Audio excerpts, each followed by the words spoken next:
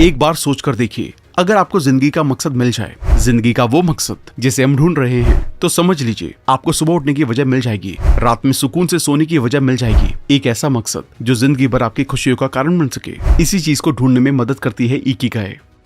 Hello दोस्तों, reader books club में आपका फिर से स्वागत है। क्या आप एक हैप्पी और सेटिस्फाइड लाइफ जीने के लिए परेशान हैं? या क्या आप अक्सर चिंता करते हैं कि क्या आप अपनी लाइफ के असली पर्पस को जी रहे हैं? या क्या आप एक ऐसी जॉब में फंस गए हैं जो आपका पैशन नहीं है? अगर आप इन सवालों का जवाब ढूंढ रहे हैं तो ये वीडियो सिर्फ आपके लिए है, क्योंकि हम अब से कुछ ही पलों में इन सभी सवालों को सॉल्व करने जा रहे हैं। आज हम बात करने वाले हैं इकिगाई बुक के बारे में, जिसे हेक्टर ग्रेसिया और फ्रांसिस मिरालेस ने लिखा है। इकिगाई एक जापानीज सीक्रेट कॉन्सेप्ट है जो कि आपको लंबी उम्र और लाइफ में खुश रहने के बारे में बताता है। ये किताब हमें बताती है कि किस तरह से इकिगाई के जापानीज कॉन्सेप्ट को फॉलो करके आप अपनी लाइफ को लंबा और हैप्पी बना सकते हैं। ये एक फैक्ट है कि जापान के ओकिनावा आइलैंड पर रहने वाले लोग सबसे लंबी और खुशहाल जिंदगी जीते हैं। वर्ल्ड हेल्थ ऑर्गेनाइजेशन के अकॉर्डिंग दुनिया की सबसे ज्यादा लाइफ एक्सपेक्टेंसी का रिकॉर्ड इन्हीं लोगों के नाम पर है। लेकिन इसका सीक्रेट क्या है? इसका सीक्रेट है इकिगाई, जो एक जापानीज कॉन्सेप्ट है। इसका मतलब है हमेशा बिजी रहने का आनंद। इकिगाई यानी कि आपके जीने की वजह, इकिगाई यानी कि आपके जीने का पर्पस।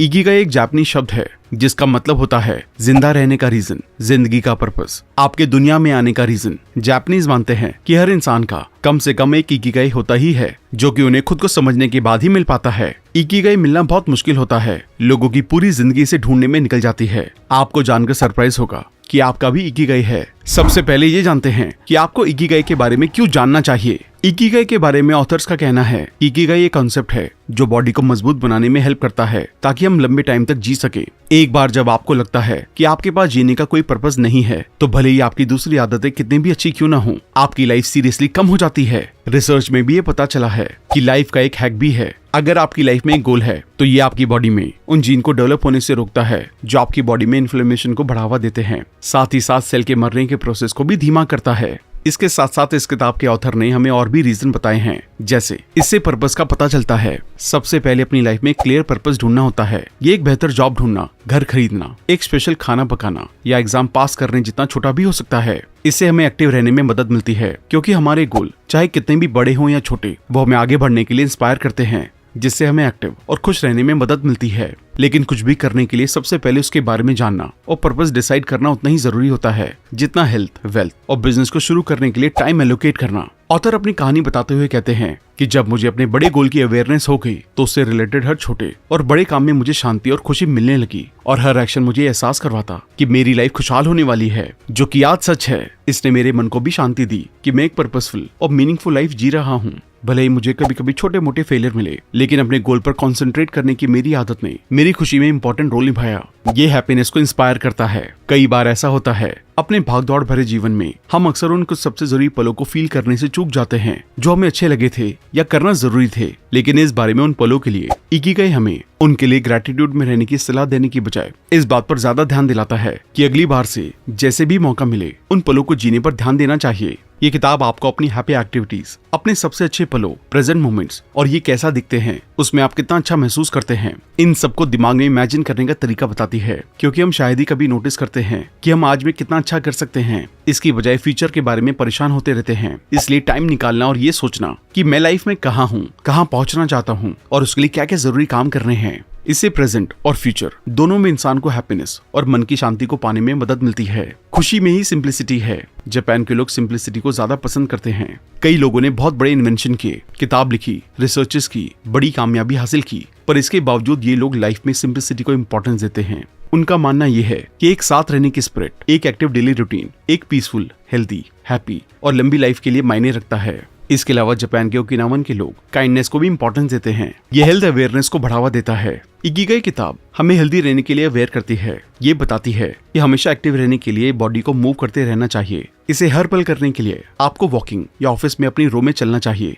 या अपनी कोई मनचाही एक्टिविटी करनी चाहिए। ये पॉजिटिविटी बढ़ाने में मदद करती है। इसके अलावा अपना मनचाहा काम और पॉजिटिव सोच सिखाते हुए ये किताब हमें पॉजिटिव रहने में भी हेल्प करती है। अपनी इकिगाई को ढूंढने के लिए यहाँ 12 स्टेप्स दिए गए हैं, जिनके बारे में हम डिटेल में बात करेंगे। हर स्टेप को बहुत ही ध्यान से समझें, क्योंकि हर स्टेप आपकी जिंदगी को पूरी तरह से बदल सकता है। साथ ही साथ अगर आप हमारे चैनल पर पहली बार आए हैं तो इमीडिएटली चैनल को सब्सक्राइब भी कर दें। सबसे पहला स्टेप, लाइफ का असली मतलब क्या है। आपकी लाइफ का मतलब क्या है? ये सवाल कभी न कभी हम सबको परेशान करता है। एक बार सोच कर देखिए, अगर आपको जिंदगी का मकसद मिल जाए, जिंदगी का वो मकसद जिसे हम ढूंढ रहे हैं, तो समझ लीजिए आपको सुबह उठने की वजह मिल जाएगी, रात में सुकून से सोने की वजह मिल जाएगी। एक ऐसा मकसद जो जिंदगी भर आपकी खुशियों का कारण बन सके। इसी चीज को ढूंढने में मदद करती है इकिगाई। इस तरह अपनी इकिगाई को ढूंढने के लिए आपको अपने आप से 4 सवालों को पूछना चाहिए। पहला सवाल, प्यार क्या है? ये सवाल शायद सबसे आसान है। इसके लिए आप सोचिए कि वो कौन सा काम है जो आपको सबसे अच्छा लगता है, जो आपको एनर्जी देता है, जिसे करने में आपको मजा आता है, जिसको करने में आपको बोरियत या थकावट नहीं होती। ये कुछ भी हो सकता है, जैसे पेंटिंग, गाना गाना, खाना बनाना, पढ़ाना, पढ़ना, घूमना या फिर मेरी तरह यूट्यूबिंग करना। कोई भी ऐसा काम जो आपको बहुत ज्यादा अट्रैक्ट करता है। ये आपके ऑफिस का काम हो सकता है, फैमिली का काम हो सकता है, ये आपके पर्सनल इंटरेस्ट हो सकते हैं। दूसरा सवाल, आप किस काम में अच्छे हैं? आप कौन से काम में अच्छे हैं? किस काम में आप एक्सपर्ट हैं? आपके पास कौन सी स्किल है जिसमें आप नेचुरली अच्छे हैं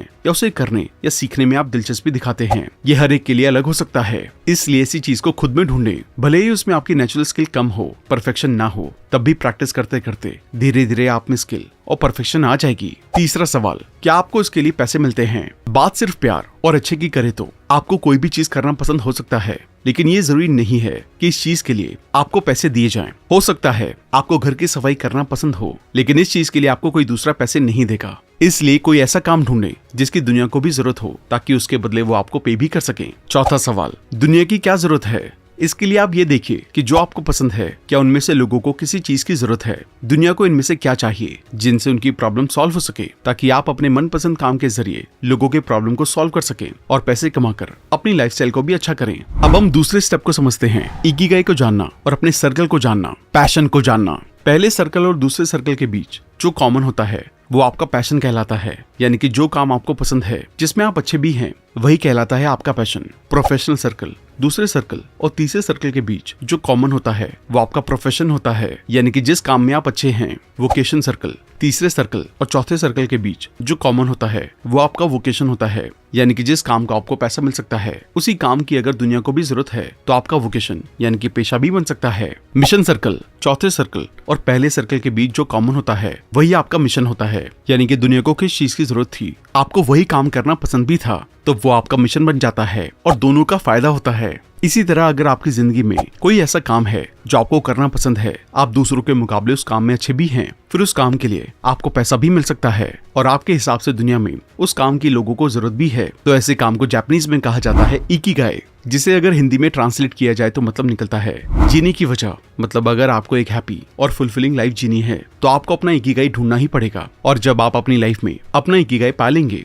तभी आप एक फुलफिल्ड लाइफ जी सकते हैं, वरना हमेशा जिंदगी में कुछ न कुछ अधूरा रह जाएगा। और इन सब के लिए आपको पूरी ईमानदारी के साथ उन 4 सवालों के जवाब ढूंढने होंगे। स्टेप 3 में हम जानेंगे कि अपने इकिगाई को ढूंढने का तरीका क्या है। इसके लिए सबसे पहले आप एक बड़ा सा स्क्वायर बनाएं, उसे 4 बराबर स्क्वायर हिस्सों में बांट लें। पहले स्क्वायर में लिखें, ये काम मुझे पसंद है और मैं इसमें एक्सपर्ट भी हूँ। इसमें आप वो सारी चीजें लिखें जो आपको करना पसंद है और आप उसमें एक्सपर्ट भी हैं। दूसरे स्क्वायर में लिखें, ये काम मुझे पसंद है लेकिन मुझे अच्छे से करना नहीं आता, यानी कि ऐसे काम जिसे आप बहुत पसंद करते हैं लेकिन वो आपको करने नहीं आते, हालांकि आप दिल से उसे करना चाहते हैं। तीसरे स्क्वायर में लिखें, ये काम मुझे पसंद नहीं है लेकिन इन्हें करना बाकी है, यानी कि ऐसी चीजें जिन्हें करना आपको पसंद नहीं है लेकिन इसे मजबूरी के लिए करना पड़ता है। जैसे आपको प्रोग्रामिंग पसंद नहीं है लेकिन जॉब में रहने और पैसे कमाने के लिए इसे करना ही पड़ता है। चौथे स्क्वायर में लिखें, ये काम मुझे पसंद नहीं है, मुझे अच्छे से करना भी नहीं आता, यानी कि ऐसी चीजें जो आपको पसंद भी नहीं है और आप उसके एक्सपर्ट भी नहीं है, फिर भी वो चीजें आपको मजबूरी में करनी पड़ती हैं,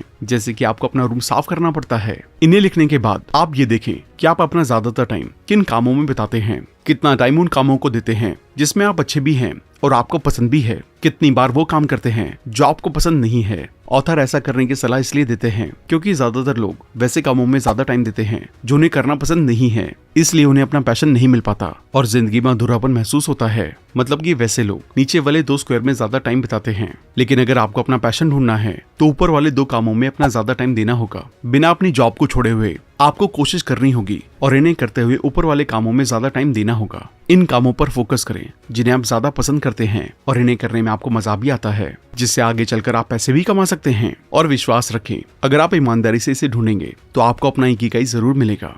स्टेप 4, जापानीज लोगों की लंबी, हैप्पी लाइफ और हेल्दी रहने के 4 सीक्रेट। जापान के ओकिनावा के लोगों की लाइफ में कुछ खास हैबिट शामिल हैं, जिनकी वजह से वो इतनी लंबी, हैप्पी, फुलफिलिंग और क्वालिटी लाइफ जीते हैं। स्ट्रेस। जापान के लोगों का मानना है कि तनाव यानी कि स्ट्रेस और डिप्रेशन लंबी उम्र के दुश्मन हैं, इसलिए खुशहाल लाइफ जीने के लिए तनाव को हमेशा दूर रखना चाहिए। खान पान। जापान के लोग कभी भी पेट भर के नहीं खाते, वो हमेशा अपनी भूख का 80% ही खाना खाते हैं। इसके लिए आप जब भी खाना खाएं, जैसे ही आपका पेट भरने वाला हो, तुरंत खाना बंद कर दें। शुरुआत में आपको शायद पता ना चले कि कब आपने 80% खाना खा लिया है, लेकिन जैसे जैसे आप इसको करेंगे तो धीरे धीरे सीख जाएंगे।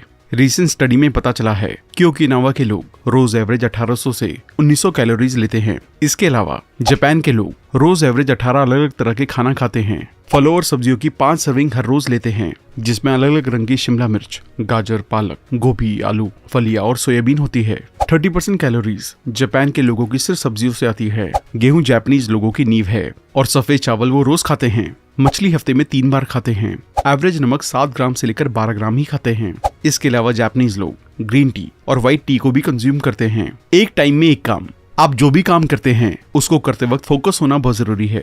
फोकस होने से आपके काम में फ्लो आता है, जिससे आप वो काम बहुत ही आसानी और बिना थके कर सकते हैं। इसलिए हमेशा वो काम चुनें जिसे करने के लिए आपको रिसर्च करनी पड़े, उसको पार करने के लिए आपको मेहनत करनी पड़े, आपके दिमाग को हमेशा सोचना पड़े, ताकि आपका फोकस बना रहे। कई बार हमें ऐसा लगता है कि एक साथ एक से ज्यादा काम करने से हम अपने टाइम को बचाते हैं और ज्यादा काम कम टाइम में खत्म कर सकते हैं, लेकिन ऐसा करने के साइंटिफिक एविडेंस बिल्कुल अपोजिट है। रिसर्च से साबित हुआ है कि जो लोग एक टाइम में एक से ज्यादा काम करते हैं, वो काम को लेट खत्म करते हैं, साथ ही उस काम को करते टाइम वो बिल्कुल भी प्रोडक्टिव नहीं रहते हैं। इसलिए हमें एक टाइम में पूरे फोकस के साथ एक ही काम को करना चाहिए। हम स्टेप 5 में जानेंगे इकिगाई, रिटायरमेंट और हेल्थ लेसन्स के बारे में। क्या आपको पता है कि जापानीज लैंग्वेज में रिटायरमेंट जैसा कोई शब्द नहीं है। जापान के लोग अपने काम से कभी भी रिटायर नहीं होते हैं, वो पूरी जिंदगी कुछ न कुछ काम करते ही रहते हैं। वहीं अगर हम दूसरी तरफ दूसरे देशों की बात करें तो लोगों को जल्दी से रिटायरमेंट चाहिए, उनको कैसे भी करके अपने काम से छुटकारा चाहिए। और ऐसा इसलिए होता है कि वो अपने काम से प्यार नहीं करते। जब आप कोई भी काम जबरदस्ती या सिर्फ पैसों के लिए करते हैं तो उस काम में आप खुश नहीं रहते हैं। जिस कंपनी के लिए आप काम करते हैं उसको भी आपसे ज्यादा वैल्यू नहीं मिलती है। इसलिए लंबी और खुशी से भरी जिंदगी जीने के लिए आपको अपने काम से प्यार करना चाहिए। तब आप कभी रिटायरमेंट के बारे में नहीं सोचेंगे, क्योंकि आपकी खुशी अब आपके काम में होगी, ना कि घर बैठकर बॉडी को जंग लगाने में। ज्यादा देर बैठने से आप जल्दी बूढ़े हो जाएंगे। ज्यादा देर बैठने से शायद आपको फिजिकल कंफर्ट मिले, लेकिन इससे आपके सेल्स को नुकसान होगा। खाने का इम्बैलेंस, हाइपरटेंशन और यहाँ तक कि कैंसर जैसी बीमारियां भी हो सकती हैं। और इससे बचने के लिए आपको बस अपनी डेली लाइफ में ये कुछ आदतें जोड़नी चाहिए। रोज कम से कम 21 मिनट चलें, लिफ्ट या एलिवेटर का इस्तेमाल ना करें, सोशल एक्टिविटी में पार्टिसिपेट करें ताकि आप देर तक टीवी के सामने बैठे ना रहें। अपने जंक फूड और पैकेज फूड को अच्छे खाने से बदल दें। एक अच्छी क्वालिटी की नींद लें, 7 से 9 घंटे की नींद लें, इससे ज्यादा ना सोएं। अपने बच्चों और अपने पेट के साथ खेलें। शुरुआत में आप टाइमर भी लगा सकते हैं ताकि आपको याद रहे कि चलने का वक्त हो गया है। आप गूगल से ऐप का भी इस्तेमाल कर सकते हैं जो रोज आपको चलने का टास्क देते हों। अगले स्टेप में हम काम पर ध्यान के बारे में जानेंगे। आप जो भी काम करते हैं उसको करते टाइम फोकस होना बहुत जरूरी है। फोकस होने से आपके काम में फ्लो आता है, जिससे आप वो काम बहुत ही आसानी और बिना थके कर सकते हैं। काम में फोकस और फ्लो लाने के लिए आपको बताई गई बातों को फॉलो करना चाहिए। मुश्किल काम चुनें। जैसा कि हमने पहले डिस्कस किया था कि हमेशा वो काम चुनें जिसे करने के लिए आपको रिसर्च करना पड़े, उसको करने के लिए आपको मेहनत करनी पड़े, आपके दिमाग को हमेशा सोचना पड़े, ताकि आपका फोकस बना रहे।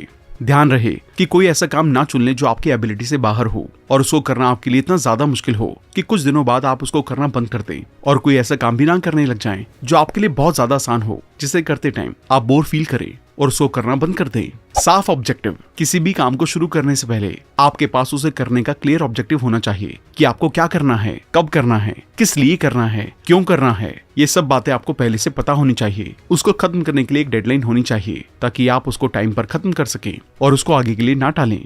सिर्फ एक काम, और जैसा कि हमने पहले भी जाना कि एक टाइम में एक ही काम को करना है। अब इस 7वें स्टेप में हम इकिगाई के जरिए कामयाबी के 10 छोटे नियमों के बारे में जानेंगे। अपने आप को अच्छे दोस्तों से घेरें, स्लो पेस पर लाइफ को जिएं, खाना खाते वक्त अपना पेट पूरी तरह से ना भरें, अपनी बॉडी को शेप में लाएं, आज में रहें, हमेशा मुस्कुराएं, एक्टिव रहे, रिटायर ना हो, नेचर के साथ जुड़े, आभारी रहना सीखें, अपने इकिगाई को ढूंढें और उसको फॉलो करें। अब इस 8वें स्टेप में हम ओकिनावा के बुजुर्गों की सलाह के बारे में जानेंगे। बुजुर्गों के पास अपने सालों के एक्सपीरियंस से दुनिया के साथ शेयर करने के लिए बहुत कुछ ज्ञान होता है। हम में से जो यंग हैं वो कभी कभी ऐसा दिखावा कर सकते हैं कि वो सब कुछ जानते हैं, लेकिन हमें अपनी सीनियर जनरेशन से लाइफ के बारे में जरूरी बातें सीखनी चाहिए जिन्हें वो हमसे ज्यादा और अच्छे से जानते हैं। और इसके साथ साथ जो आपके पास है उसके साथ जीवन का आनंद लेने पर ध्यान फोकस करें, बजाय इसके कि क्या गलत हो रहा है या नहीं है। ऐसा करने का एक शानदार तरीका ये भी है कि आप अपने आसपास के सभी लोगों, यहाँ तक कि अजनबियों से भी जुड़े। और इसके बारे में ओकिनावन के पुराने टाइम के लोग आपको मिलने वाले हर इंसान के साथ मुस्कुराने और खुले दिल से बात करने का सुझाव देते हैं। इससे डेवलप होने वाले फ्रेंडशिप एटीट्यूड से आपको जीवन भर कई लोगों के साथ दोस्ती बनाने और डेवलप करने में मदद मिलेगी। ओकिनावन के बुजुर्ग भी इस तरह प्यार के रिश्ते बनाने और उन रिश्तों को बनाए रखने की सलाह देते हैं। हेल्दी रहने का एक रूल दिन भर चलते रहना है, चाहे ये कम ही क्यों ना हो। ओकिनावा में रहने वाले लोगों का सजेशन है कि हेल्दी रहने के लिए आपको हमेशा कोई खेल खेलने या दौड़ने की जरूरत नहीं है। इसके लिए आप अपने कन्वीनियंस के अनुसार कोई भी चलने वाली एक्टिविटी को डिसाइड कर सकते हैं, क्योंकि शुरुआत से ही स्पीड कंसिस्टेंसी को रोक सकती है। इसलिए ओकिनावंस अपने रनिंग एक्सरसाइज के रूपों में सादगी रखने की कोशिश करते हैं। आस पड़ोस में टहलना, दिन में बगीचे या मस्ती में गाना, ये कुछ ऐसे तरीके हैं जिनसे वो बार बार पेस बनाए रखते हैं। इसके अलावा एक जापानीज रेडियो शो रेडियो टेसो ने ओकिनावंस के लोगों को सालों से एक्सरसाइज करने में मदद की है। ये जापान के बड़े स्टेशन में धुन बजाते हैं और लोगों को एक्सरसाइज करने के डायरेक्शन देते हैं। आज के टाइम में बहुत सारे लोग उस शो को ऑनलाइन या टीवी पर देखते हैं, लेकिन जापान में ये शो पूरे दिन चलता रहता है और इसमें कुछ असली प्रैक्टिसेस जैसे कि अपनी बाहों को अपने सिर के ऊपर उठाना और फिर उन्हें नीचे लाना, इन जैसे आसान तरीके सिखाए जाते हैं। इस तरह बॉडी और माइंड मूवमेंट को बनाए रखने के लिए आप भी ऑफिस में थोड़ी थोड़ी देर में उठकर अपनी रोया ऑफिस में चल सकते हैं। अब जानते हैं कि जापानीज लोगों की लंबी जिंदगी जीने का राज क्या है। जापानीज बूढ़े बुजुर्ग लंबा जीवन जीने के लिए इन 5 सीक्रेट को शेयर करते हैं। चिंता ना करें।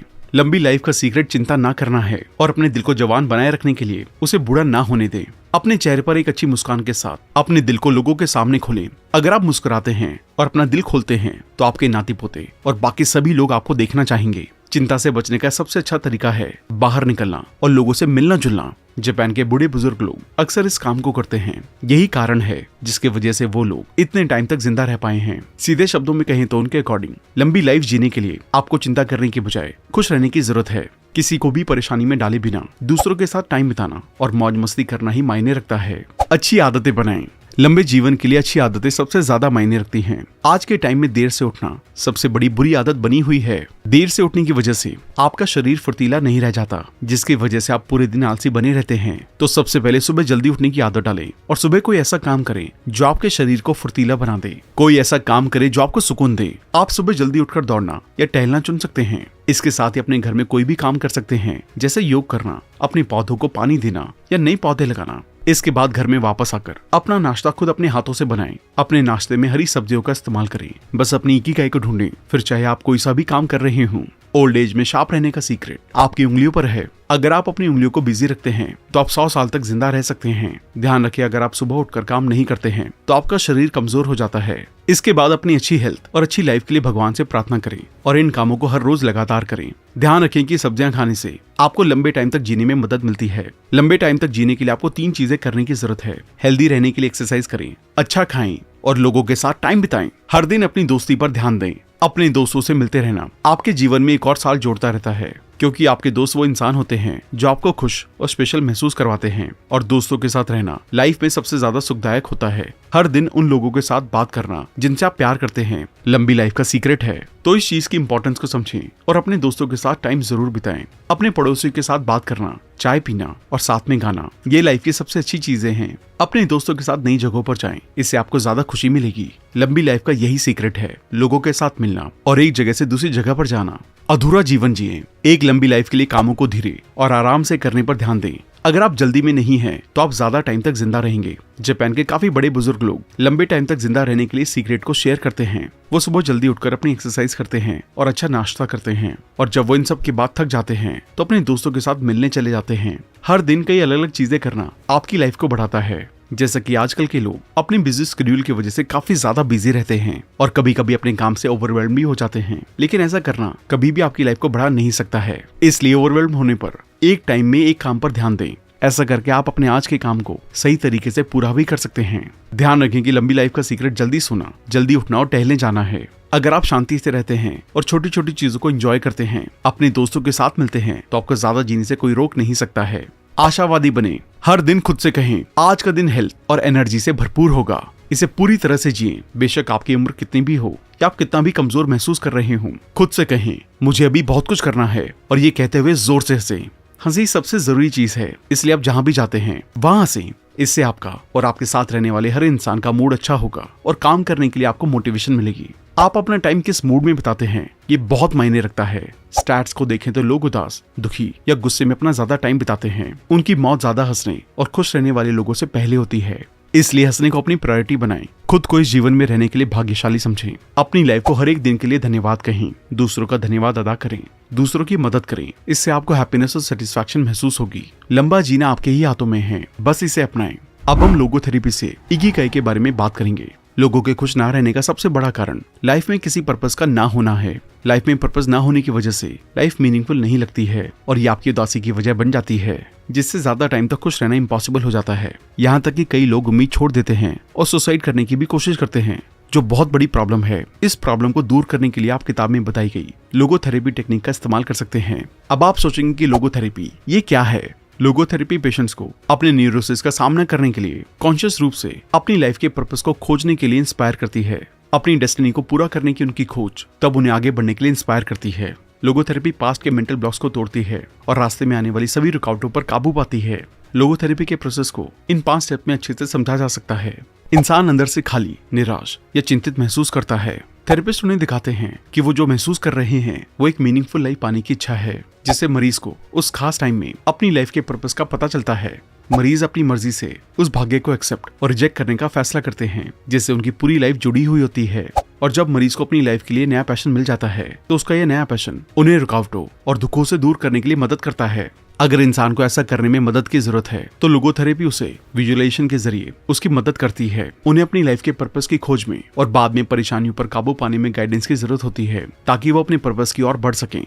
लोगोथेरेपी के अकॉर्डिंग लाइफ में अपने पर्पस की खोज करने से इंसान को उस खाली जगह को भरने में मदद मिलती है। हम इस बुक के सबसे जरूरी लेसन्स के बारे में बात करेंगे। किताब के लाइफ लेसन्स। एक बुद्धिमान इंसान को जिंदगी के सुखों को अवॉइड नहीं करना चाहिए, बल्कि इस बात के लिए हमेशा अवेयर रहना चाहिए कि उन पर डिपेंडेंस उन्हें सेटिस्फैक्शन का गुलाम बना सकती है। इसलिए आपको दिल से खुश रहने की आदत बनानी चाहिए, बजाय उन सुखों के लिए तैयार रहने के जो कुछ ही टाइम में गायब हो जाएंगे। प्रेजेंट वो सब है जो अभी है, और ये वो एक पावरफुल चीज है जिसे हम कंट्रोल कर सकते हैं और जिसके जरिए अपनी आज और आने वाली लाइफ को कंट्रोल कर सकते हैं। जिन चीजों से हम प्यार करते हैं वो एक पेड़ के पत्तों की तरह होती है, जो हवा के झोंके के साथ ये कभी भी गिर सकती है। हमारे पास जो कुछ भी है और जिसे हम प्यार करते हैं वो किसी न किसी पॉइंट पर गायब हो जाएगा। इसलिए हमें इसके बारे में नेगेटिव हुए बिना इसके साथ खुश रहने के लिए अवेयर रहना होगा। हमें आज भी खुश रहना चाहिए और इसे ध्यान में रखने से हमें नुकसान के टाइम ज्यादा दर्द से बचने में मदद मिलती है।